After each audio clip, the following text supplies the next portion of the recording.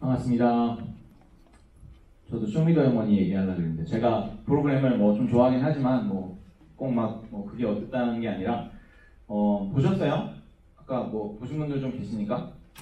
그 쇼미 보면 저는 요번 시즌이 좀 지난번 시즌이랑 조금 다르게 저는 이렇게 마음에 들었던 부분이 뭐냐면 그 경쟁이라는 그런 게 조금은 좀 이렇게 덜어지지 않았나라는 생각이 좀 들었어요. 이렇게 막 맨날 디스전 하면은 진짜 막 인신공격 난리 나고 좀 그런 게 좀 불편했는데 요번에는 뭔가 그 팀 안에 이런 우애 뭐 이렇게 1대1 할 때도 뭔가 서로 쟤를 죽여버리겠다가 아니라 뭔가 우리 같이 좋은 무대를 만들고 뭐 같이 올라가서 뭐 어떤 그런 좀 느낌이 있었던 것 같아요. 아마 제 생각에는 좀 힙합이 좀 대중화가 되면서 그 막 갱스터 같은 래퍼들보다는 뭔가 이거를 좀 이렇게 패션을 가지고 하고 좀 그런 친구들이 좀 늘었나? 라는 생각이 좀 들기도 했어요.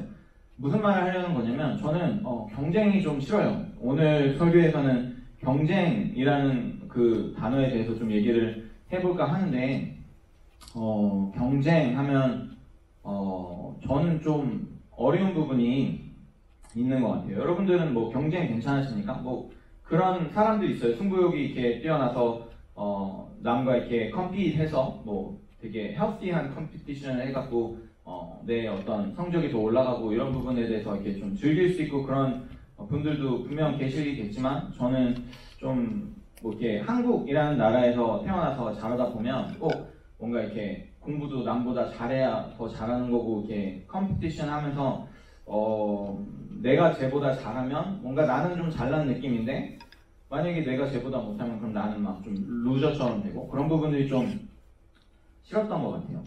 오늘 본문을 잠깐 볼게요. 오늘 이제 22절에 보시면 그 후에 예수께서 제자들과 유대 땅으로 가서 거기 함께 유하시며 세례를 베푸시더라. 이제 3장에 들어와서 예수님이 자신의 미니스트리를 실제로 이제 full on 이렇게 시작하십니다. 그리고 이제 여기서 여기 뒤에 보면 이제 예수님이 직접 세례를 준 건 아니고 제자들이 세례를 준 거지만 예수님의 사역에서 이제 세례를 주게 시작을 하죠. 그리고 한편에서 세례 요한도 그 이름대로 여전히 세례를 베풀고 있습니다. 23절 요한도 예루살렘 가까운 에논에서 세례를 베푸니 거기 물이 많음이라 그러므로 사람들이 와서 세례를 받더라.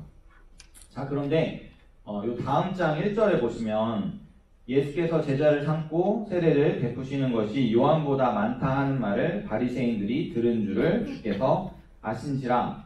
그러니까 이제 보면 예수님의 제자들이 세례를 주는 것이 요한이 세례를 주는 것보다 점점 많아지기 시작하는 거예요.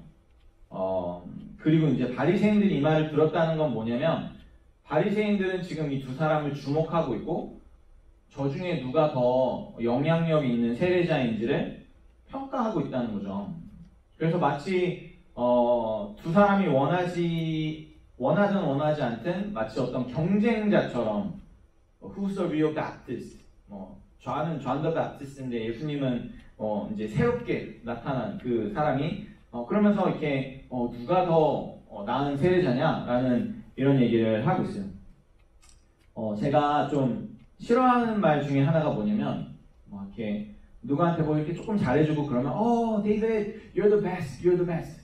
이거 되게 싫어해요. 막 뭔가 진심 어리게 진짜 너밖에 없어 이런 말도 있지만 그냥 내가 이거 해줬기 때문에 you're the best, thank you 막 이러고 그 다음에 또 누가 또 잘해주면 그 사람한테 가서 또 you're the best 하겠지. 근데 뭔가 이렇게 마치 나를 좀 부추기는 듯한 내가 좀 너무 꼬여있나? 뭔가 이렇게 뭔가 나는 I didn't want to be the best for you. 내가 뭐 막 너한테 막 그런 사람이 되고 싶은 게 아니라 그냥 나는 이렇게 한 건데 마치 너가 낫고 제가 낫고 근데 좀 뭐랄까 가볍게 하는 그런 말 있죠. 그런 게 조금 불편했었을 때가 있었던 것 같아요. 혹시 무슨 말인지 알아들으시나 모르겠는데 형제가 있으신 분들은 형제, 자매 있으신 분들 태어나면서부터 비교를 당하죠. 형이 낫네, 동생이 낫네, 둘 다 문제가 있어요.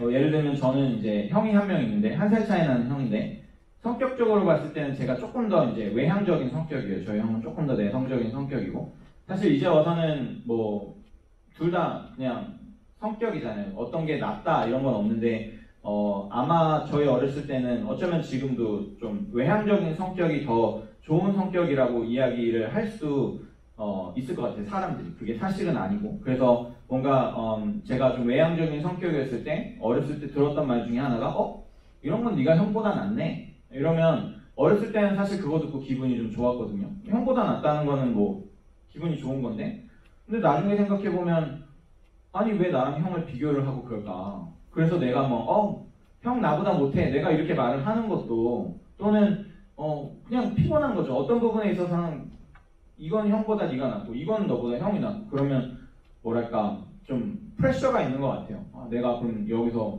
더 잘해갖고 형을 이겨야 되나? 내가 굳이 형보다 나을 이유가 있나? 뭔가 성적을 얻을 때도 좀 한풀이하는 느낌이 드네.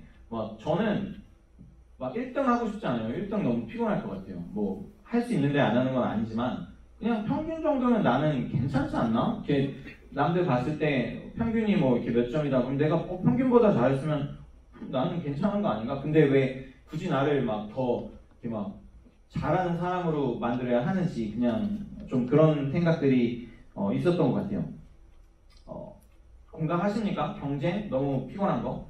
근데 지금 여기서 사람들이 예수님이랑 세례요한을 비교하고 있어요. 그래서 세례요한이 더 나은 줄 알았는데 이제 보니 예수님이 더 낫더라. 막 세례요한 막 쩌렁쩌렁 막 회개하라 천국이 가까이 왔느니라. 그럼 사람들이 막 되게 charismatic한 그런 스피커다 이래놓고 여기서 예수님 there's something special about him 이러고 있으면 요한은 얼마나 피곤할까.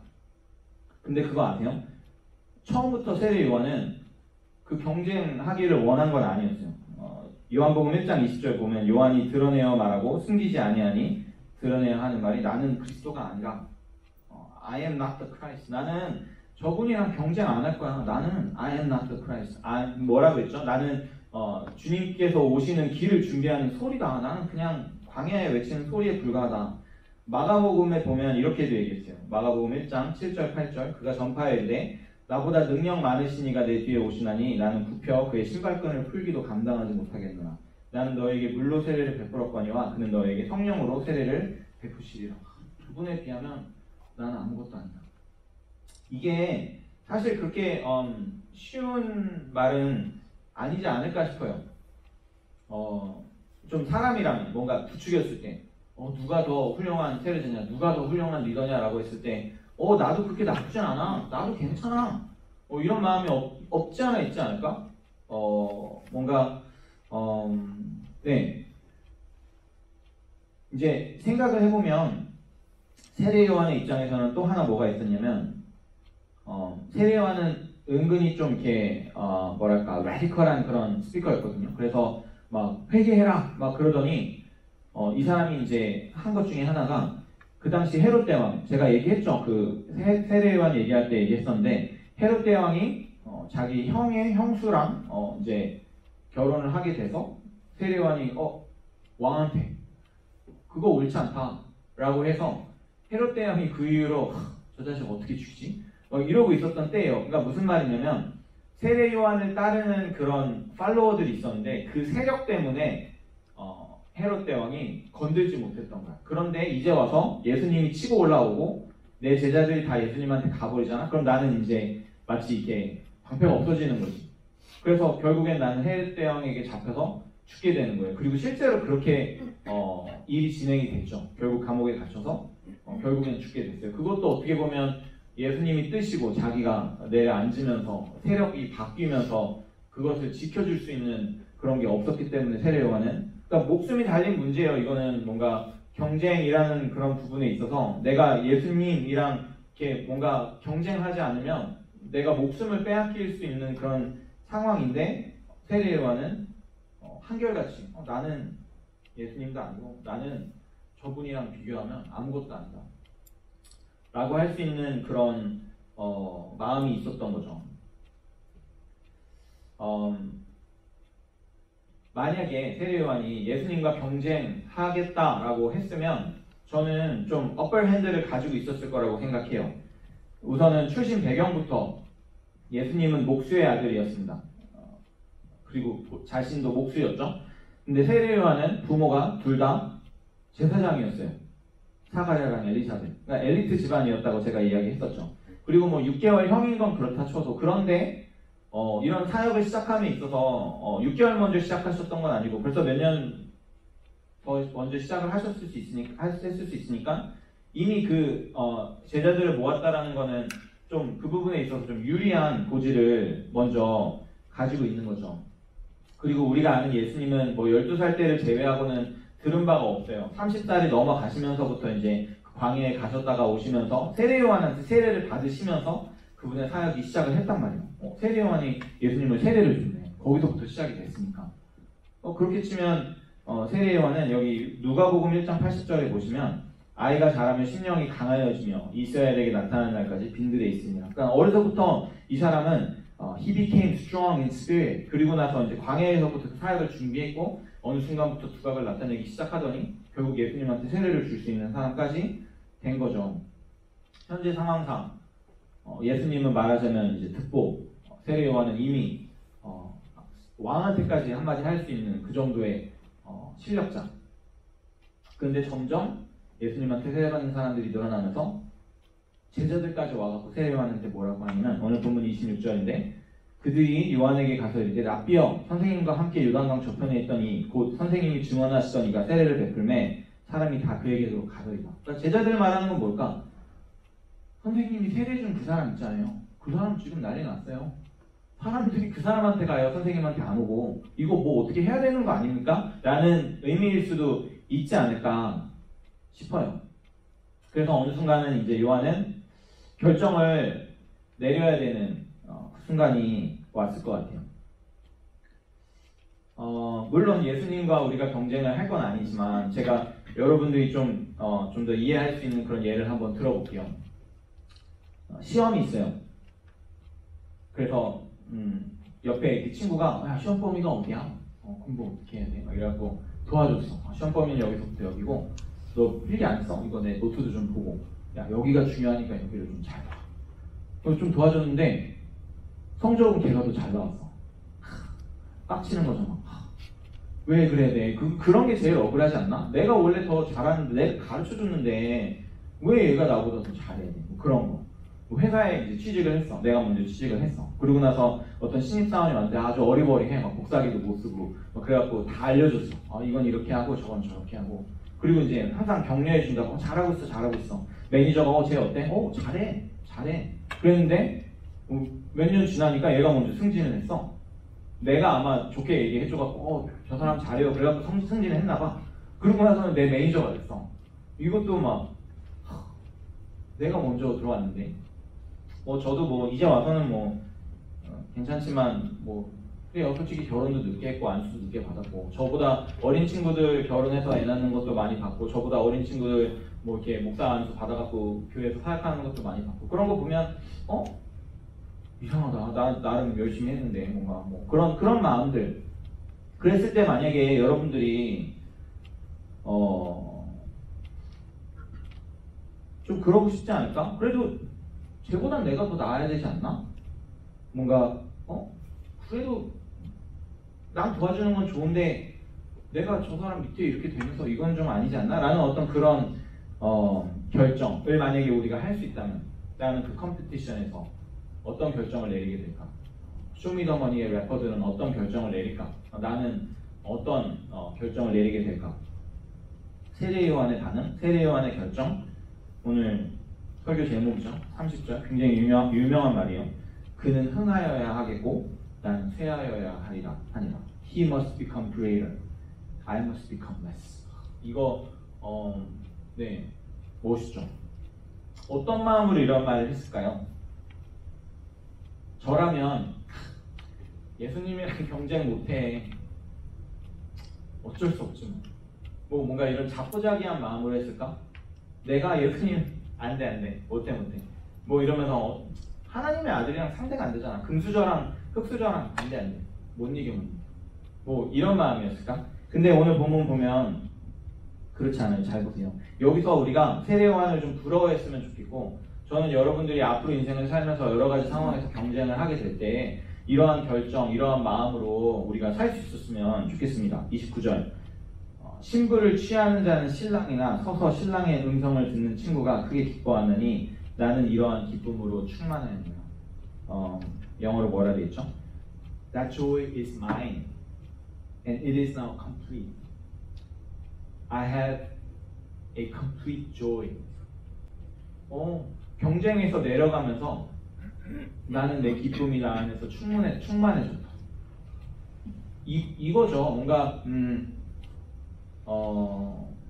경쟁이라는 거, 피곤한 거 우리가 알고 그 피 튀기는 막 그렇게 해갖고 우리가 얻는 것이 무언가, 만약에 경쟁하지 않고 내 앞에 있는 것들을 받아들이며 그 안에서 내가 기쁨을 충만하게, 우리가 경쟁을 해야 되는 이유가 뭐예요? 애초에 경쟁에서 지면 불행해질 것 같으니까잖아요. 내가 쟤보다 덜 좋은 대학에 들어가고 내가 쟤보다 공부를 더 못하고 내가 쟤보다 더 좋은 직장을 못 가지면 내 인생이 좀 안 행복할 것 같으니까 기를 쓰고 내가 쟤보다 더 잘하려고 하는 거잖아요. 그런데 경쟁을 안 하고도, 또는 누가 봤을 땐 지고도 내 기쁨이 충만할 수 있다. 그러면 저는 경쟁 안 할 것 같아요. 저는 오히려 좀, 지금도 사실 없잖아, 성격상 그렇게 살고 있지 않을까? 나는 막 엄청난 부자가 되고 싶지도 않고 그냥 소소하게 내 가족과 이런 행복을 지키고 저는 제 인생에 굉장히 만족하고 있거든요. 그게 어떤 하나님 안에서의 내 신앙과도 분명히 관련이 있을 것 같아서 저는 항상 감사하는 마음으로 살고 있습니다. 어떻게 해야 경쟁하지 않으면서 기쁨이 충만한 삶을 살 수 있을까? 세례요한은, 그리고 우리는 첫 번째, 하나님의 주권을 믿는 것입니다. 우리가 맨날 고백하는 주여, Lord, 나의 주인, 내 주인뿐만 아니라 온 세상의 주인, 모든 것의 주인, 모든 것을 만드시고 모든 것의 시작이 되신 그 하나님을 내가 믿는다라는 것은 우리에게 이러한 결정을 내리고 그 기쁨을 충만하게 가질 수 있는 힘이 됩니다. 27절, 요한이 대답하여 이르되 만일 하늘에서 주신 바 아니면 사람이 아무것도 받을 수 없느니라. 내가 지금 가지고 있는 것도 하나님 거고, 내게 무언가가 없다면 그것도 하나님께서 안 주신 거고, 앞으로도 내게 뭔가 필요하다면 하나님께서 주실 거다. 그런데 내가 그것을 움켜잡으려고 노력할 필요가 있느냐? 다 하나님이 하시는 것인데 라는 것이죠. 모든 것이 하나님께서 주신 것이다 라는 말은요, 하나님께서 주시는 것밖에 못 받는다라는 그런 제한적인 말이 아니에요. 뭔가 하나님이 우리에게 인색하신 분이 아니시니까, 하나님 나한테 이것밖에 안 줬어, 근데 하나님 안 주면 못 받으니까 나는 없어, 이게 아니고 하나님이 어떤 분이신지를 알아야지. 주권과 함께 가야 되는 것이 하나님이 우리에게 얼마나 선하시고 우리를 사랑하시는 분이신가인데, 하나님께서 내게 뭔가를 주셨다? 그거는 하나님께서 생각하기에 내가 그게 필요하고 그게 내게 유익하기 때문에 주신 거예요. 하나님이 나에게 뭔가 안 주셨다? 그거는 그거 왜 안 주시지가 아니라, 하나님이 나를 나보다 더 잘 아실 때에 나한테 그게 필요가 없거나, 아니면 아직 때가 아니거나, 아니면은 그게 나한테 오히려 해가 되거나, 그렇기 때문에 하나님이 주시지 않는 거지. 나한테서 뭘 가져가셨어? You give and take away? 막 하나님 가져가셨는데 내가 어떻게 하나님한테 그걸 뺐냐? 어쩔 수 없지, 가져가면 가져가는 거지. 마치 깡패한테 돈 뺏기듯이 그냥 이렇게 뺏기는 게 아니라, 하나님이 뭔가 가져가셨어? 왜 가져가셨을까? 그게 나한테 필요하다고 생각했는데, 그러나 하나님의 뜻이 있기 때문에, 하나님은 분명히 주인 되셨기 때문에 우리를 사랑하시는 마음으로 무언가 하나님이 원하시는 것을 행하시는 것이죠. 마태복음 10장 29절 31절, 참새 2마리가 한 아사리온에 팔리지 않느냐? 그러나 너희 아버지께서 허락하지 아니하시면 그 하나도 땅에 떨어지지 아니하리라. 너희에게는 머리털까지 다 세신 바 되었나니 두려워하지 말라. 너희는 많은 참새보다 귀하니라. 하나님께서 우리에게 무언가 행하시는 것에 있어서 그 주인됨으로, 그 능력으로 행하실 때 하나님이 우리를 생각하지 않고 행하실 수가 없다. 하나님의 뜻이 아니면 내게 어떠한 어려운 일도 일어나지 않으며, 내게 어떠한 어려운 일이 일어났을 때에도 하나님의 뜻이 그 안에 있는 것을 믿는다면 그 일을 통한 하나님의 뜻이 선하심을 믿을 수 있는 것입니다. 예레미야 29장 11절, 여호와의 말씀이니라. 너희를 향한 나의 생각은 내가 하나니 평안이요 재앙이 아니니라. 너희에게 미래와 희망을 주는 것이니라.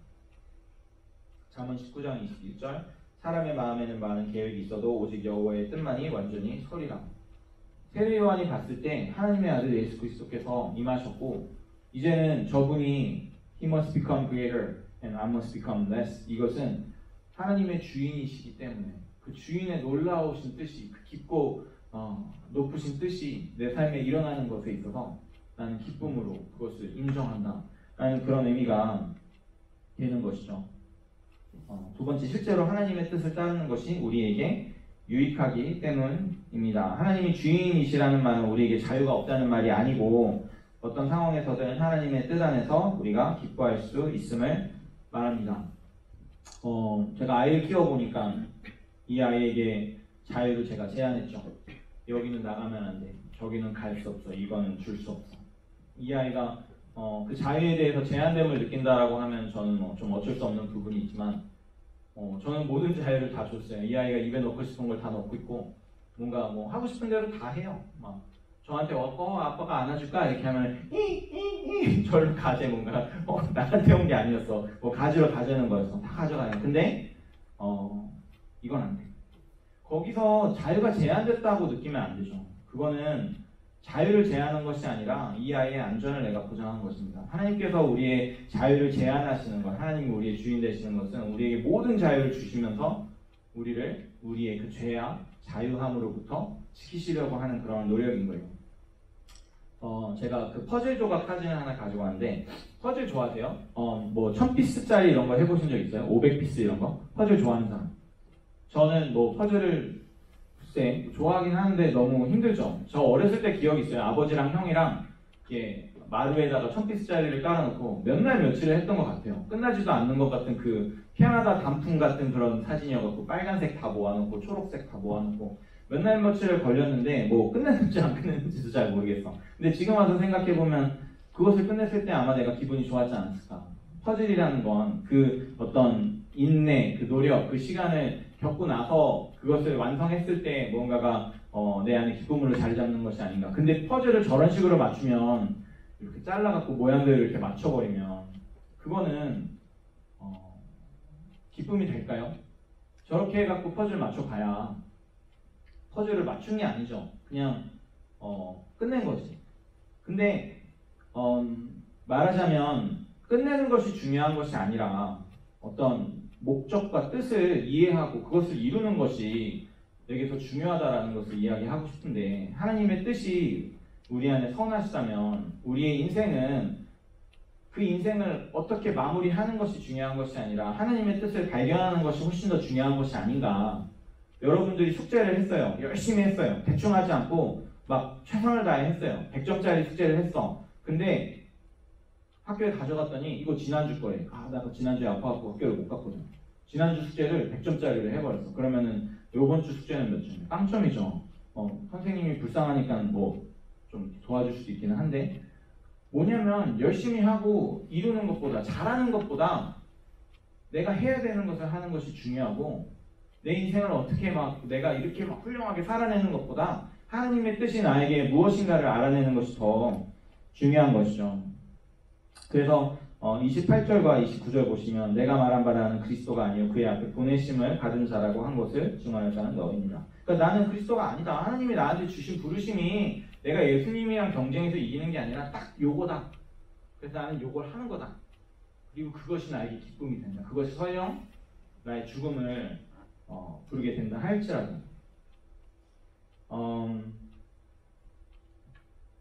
신랑의 친구가 신랑으로 인해 기뻐할 수 있는 이유는 신랑이 누구인지 알고 신랑을 사랑하기 때문입니다. 저도 이제 제 친한 친구가 결혼했을 때 이제 베스트맨이 돼서 결혼식에도 갔었고, 그 친구랑 내가 모르면 그 친구의 기쁨이 나의 기쁨이 되지 않고, 아무튼 그 친구랑은 아직도 교제하고 그러면서 내가 잘해줄 만큼 이 친구도 나한테 잘해주고 서로가 너무나 그런 좋은 교제를 나누고 있어요. 하나님께 영광을 돌리면 하나님께서 나를 그 영광에 참여하게 해주신다.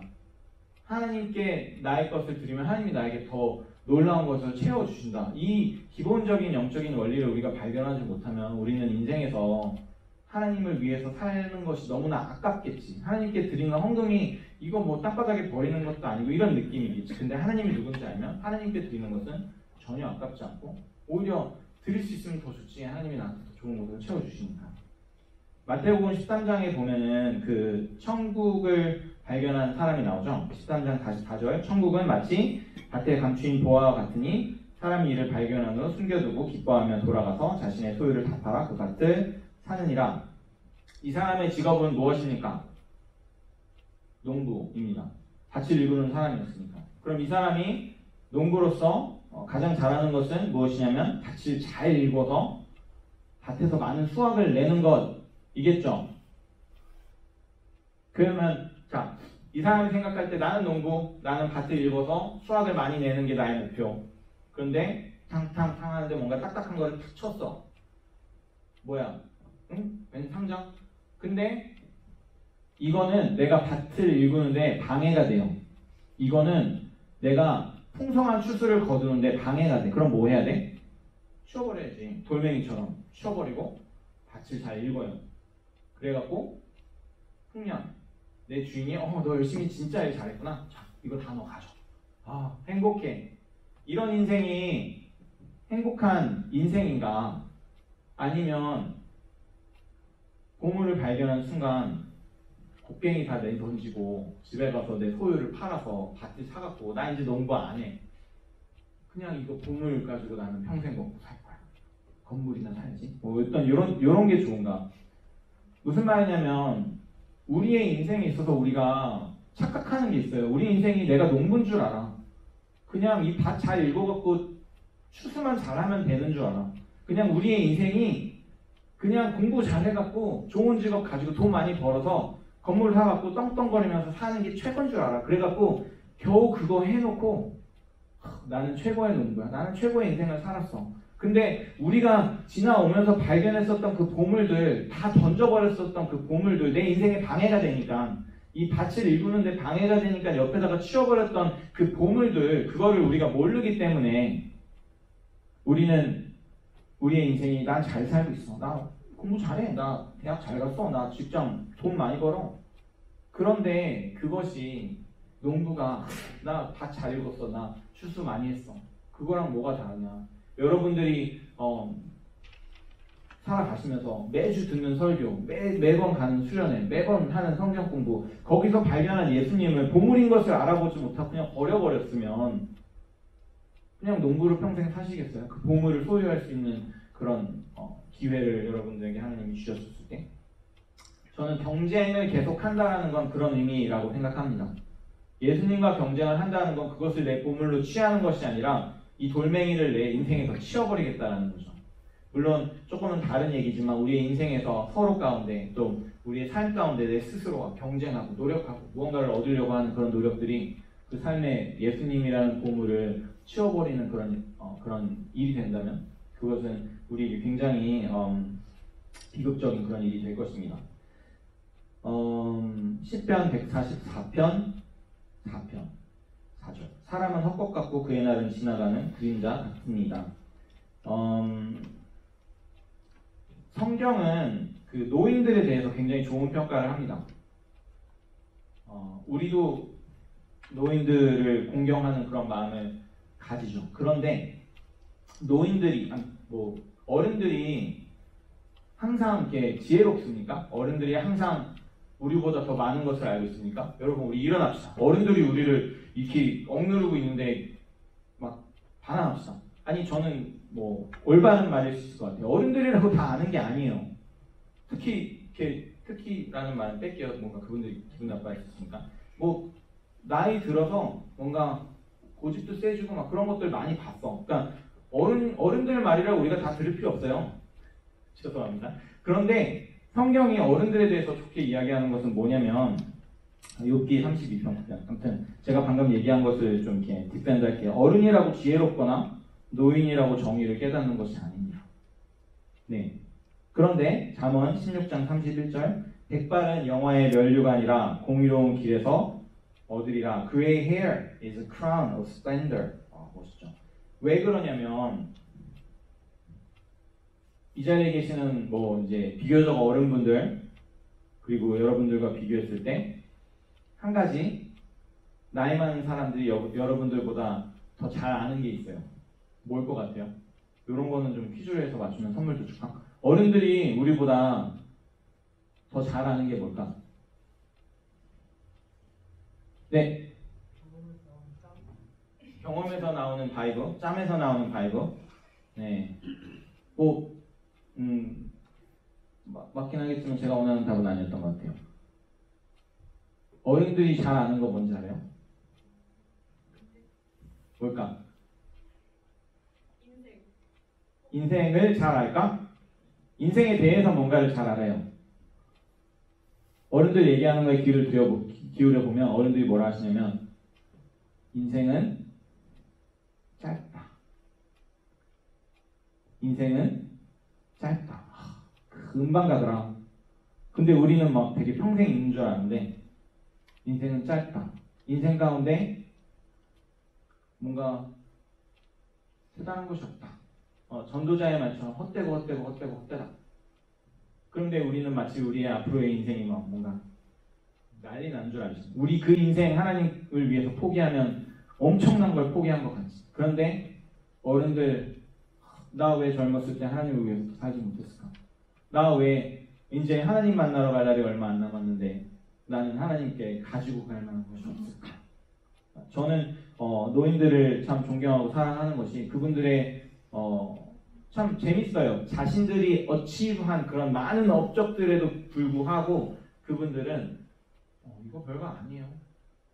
하나님 앞에 비하면 내가 막 인생에서 이런 많은 것들보다 하나님께 가지고 갈 것이 없는 것이 난 참 부끄럽습니다. 라는 그런 고백을 하시는 어른들을 보면 너무나 멋있어요.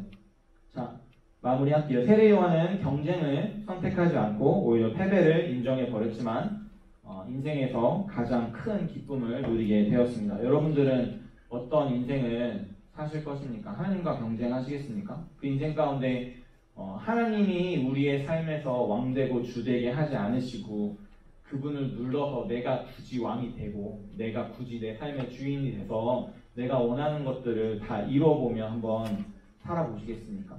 농부처럼. 그리고 내가 버린 보물이 어떤 것인지는 모른 채 볏짚을 이렇게 세면서 이거면은 몇 년은 먹을 수 있겠지? 라고 하시겠습니까? 보물을 옆으로 채워버리는 그런 사람이 되지 않았으면 좋겠습니다. 세례 요한처럼 He must become greater so that he can be my treasure. 내 안에 있는 하나님이 그분은 이미 우리에게 자신을 주셨고 그분이 우리의 삶 안에서 커지면 커질수록 우리의 기쁨이 커지는 것. 우리 찬양팀 친구들 기쁨으로 찬양하잖아요. 왜 그래요? 그들 안에 하나님이 크기 때문에. 우리는 뭔가 때로 기쁨으로 나가지 못할 때가 있죠. 왜 그래요? 우리 안에 있는 하나님이 작기 때문에. 그럼 어떻게 되는지 알아요? 우리에게 어려운 일 있을 때, 뭐 예를 들어 내가 여자친구랑 헤어졌을 때 여자친구가 더 커, 하나님이 더 작아. 그러면 나는 슬프지. 근데 만약에 여자친구보다도 그 무엇보다도 더 크신 하나님이 나한테 있어? 그럼 내가 어떤 어려운 일이 있더라도 내가 낙담하고 실망할 일이 없죠. 하나님은 언제나 우리와 함께 하시기 때문에. 그것이 오늘 하나님께서 우리에게 말씀하시는 우리의 인생을 지롭게 살아가는 방법입니다. 우리 함께 좀 기도할까요?